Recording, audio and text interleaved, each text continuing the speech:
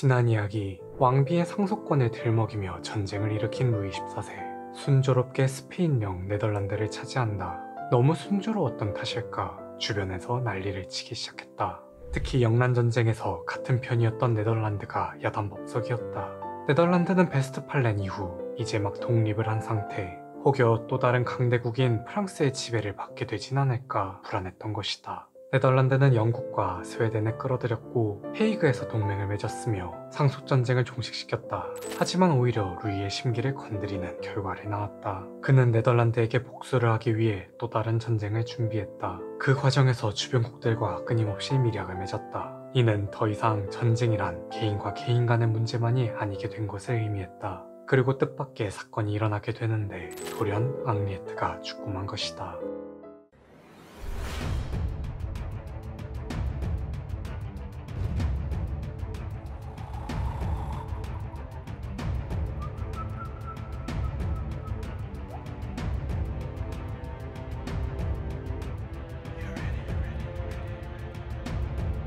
역사로 알아보는 경제 이야기, 방점의 경제사.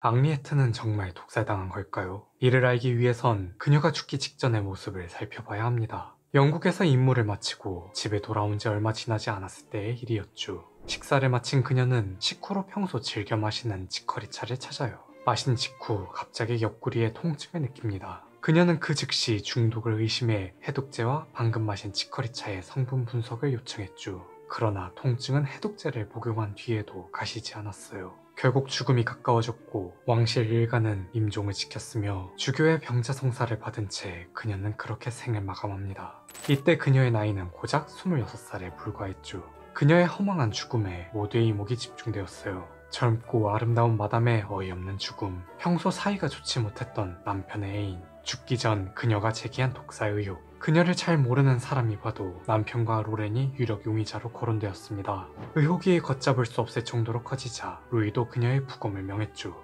사실 여하를 떠나 입증할 수 있는 증거가 나와야 사건을 마무리할 수 있으니까요. 그래도 부검 자체가 루이에게 부담이 되었던 것이, 만약 그녀가 정말로 독살된 거라면 프랑스 왕실이 독살 위험에 노출되었다는 것을 스스로 시인하는 꼴이었습니다. 동시에 기껏 맺은 영국과의 밀약이 깨질 수도 있었죠. 때문에 그녀의 부검은 17명의 프랑스 의사와 2명의 영국 의사, 그리고 영국 대사를 포함한 약 100명의 참관인이 보는 앞에서 진행되었어요. 프랑스의 위상이 걸린 그녀의 부검. 과연 결과는 어땠을까요? 결과는 증거불충분. 부검을 진행한 의사들은 어떠한 증거도 찾아내지 못했습니다. 왜 찾지 못했을까요? 의사들이 부검을 위해 그녀의 몸을 들여다본 순간 상상 이상으로 망가져 있었다고 하죠. 이미 그녀는 오래전부터 모든 장기가 심각하게 손상된 상태였습니다. 그런데도 사람들은 전혀 모르고 있었어요. 그녀는 임신과 출산을 계속 반복하는 중에도 무도회며 사냥이며 모든 축제와 연애에 한 번도 빠지지 않고 분위기를 돋았기에 괜찮은 줄로만 알았죠. 따라서 그녀의 사인은 중독에 의한 사망이 아닌 담독성 복막염으로 인한 사망이라 잠정 결론났습니다.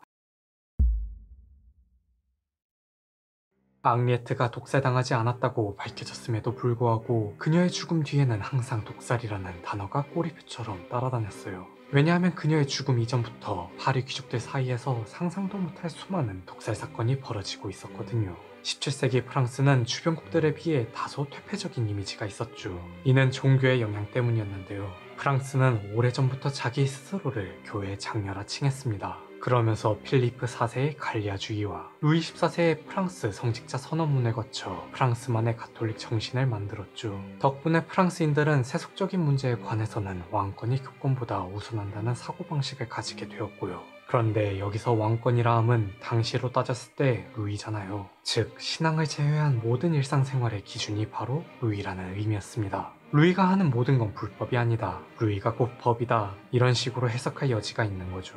문제는 루이 자체가 퇴폐적인 인물이었어요. 공연을 즐기고 여자를 좋아하며 남들에게 과시하는 걸 누구보다 선호하는 그런 왕입니다. 그러니 귀족들은 어땠겠나요? 다들 그를 따라하기 시작했죠. 하지만 뱁새가 황새 따라가면 가랑이가 찢어진다고 한낱 귀족 나부랭이가 왕이, 그것도 대국 통치자의 씀씀이를 따라잡을 수 있을 일이 만무합니다. 그러면 안 따라하면 되지 않나 하는 의문이 생길 거예요. 그러나 이건 그리 간단한 문제가 아니었죠. 귀족 사회에서 가장 중요한 건 사교 문화입니다. 사교계의 진출에 인맥을 쌓고 중앙 정계에 입문하여 출세하는 것이 이들의 목표예요. 그러기 위해서는 매일같이 나 또는 누군가가 주최한 모임에 참석해 자신의 집, 옷, 지식 등을 자랑하고 뽐내야 하죠. 큰 돈을 벌기 위해 더 많은 돈을 써야 하는 겁니다. 이러한 정치 풍토는 루이가 궁전을 베르사유로 옮기면서 더욱 심해졌는데요. 우리나라도 예전에 3S 정책이라고 전두환 정부가 5.18 이후 반정부 움직임을 사전에 차단하려고 한 적이 있었죠. 여기서 3S는 스포츠, 섹스, 스크린 등으로 국민들의 정치에 대한 관심을 3S로 유도한 일종의 우민화 정책입니다. 전두환보다 300년도 더 전 시대를 산 루이가 이 3S 정책을 펼쳤어요. 프랑스는 유럽에서 최초로 전제군주제를 이뤄냈죠. 우리는 그 끝판왕을 루이와 그의 베르사유 궁전에서 찾습니다. 베르사유 궁전에서의 삶은 앞서 많이 다뤄왔어요. 그는 자신의 사생활을 포기하면서까지 귀족들을 통제해왔더고요. 그는 베르사유 궁전에 거주하지 않는 귀족들은 모든 경제적 이권에서 배제했죠. 때문에 주거시설이 충분치 않는 궁전에서 귀족만 5,000명이 넘게 살았습니다. 여기에 더해 그들의 하인 그리고 수많은 방문객까지 수용해야 했어요. 비좁은 공간에 사람들을 몰아넣으면 어떻게 될까요? 딱히 할 수 있는 게 없으니 불쾌지수만 올라갈 테죠. 그래서 루이는 다양한 엔터테인먼트를 제공했습니다. 물론 귀족의 재산을 노린 경제적 요인도 있지만 자신의 절대 권력을 위해 귀족들을 우민화하게 하려는 목적이 더 컸어요.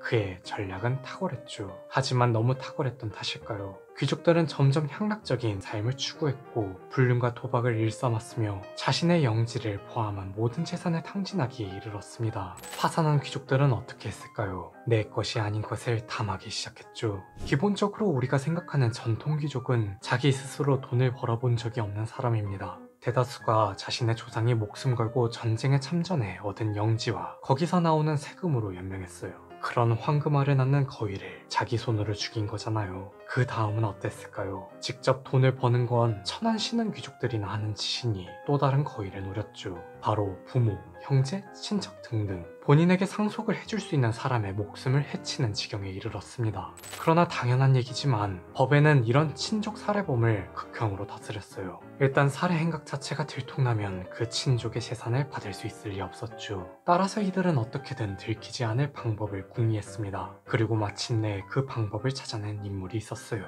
바로 마들렌이었죠. 마들렌은 굉장히 유복한 집안에서 태어났습니다. 그런데 7살 때 하인에게 강간을 당했다고 하더군요. 상식적으로 몰락한 귀족도 아닌 그녀가 무슨 연유로 강간을 당했는지는 모르겠으나 10살부터는 남동생과 근친 상간을 했다고 하는데요. 애초에 정상적인 여자는 아니었죠.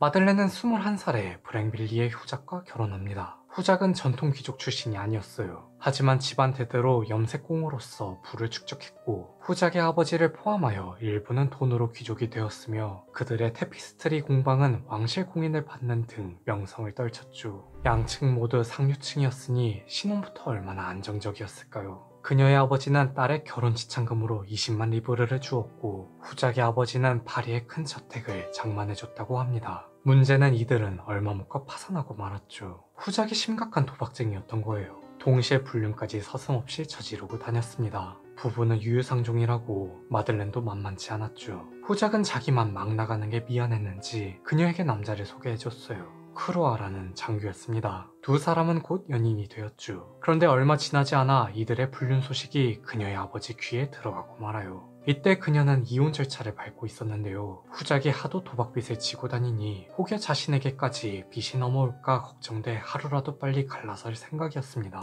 그러나 그녀의 아버지는 이를 딸이 본인의 명예에 먹칠한다고 여겼죠. 그래서 자신의 모든 수단과 방법을 총동원하여 크루아를 체포해요. 그리고 정치범 수용소 바스티유에 가둬버립니다. 사실 크루아가 바스티유에 갇힐 정도로 잘못을 저지르진 않았죠. 사랑에 빠진 게 죄라면 루이는 사형이 되고도 남았을 거예요. 앞서 말했듯 당시 속세의 기준은 루이였습니다. 그녀의 아버지 또한 이를 잘 알고 있었죠. 다만 몸이 멀어지면 마음도 멀어진다고 이렇게라도 둘을 떨어뜨려 놓으면 곧 정리가 될 거라 생각했어요.